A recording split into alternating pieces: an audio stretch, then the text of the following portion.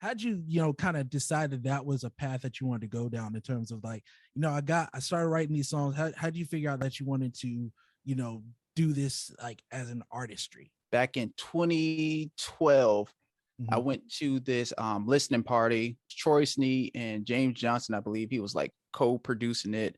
Through the listening party, talked about how these songs were birthed.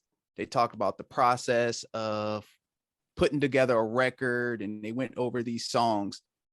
And that night that I left, I was like, I want to be a producer. I want to write songs. And even before then, like my mom would always say, like, you're going to be a songwriter, you're going to write songs. And I would always kind of like, yeah, mom, whatever. Like, I can't write songs. Like, I only play keys. Like, I'm not good at that. Another thing that happened, I was in church one night, and the power of God fell, and this preacher came to me and prophesied and was like, your music's going to be heard all across the world, and you're going to write songs for people to hear. And this is like 2013. This is before streaming. So for me, I thought he just was talking, like that doesn't mean anything. But shortly after that, I started writing songs. This is maybe like 2014. So I started writing songs from like 2014 to 2017. The goal for me was to, all right, I'm going to write music and pitch them to artists. I got 40 songs. Hopefully they'll like at least one, Right.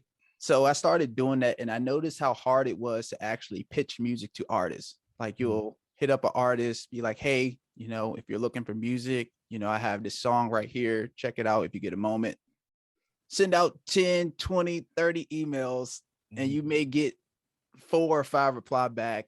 And most of those replies was like, hey, cool song. Not really looking for music right now. Long story short, I was at home one day. This is like 2018, and I'm chilling.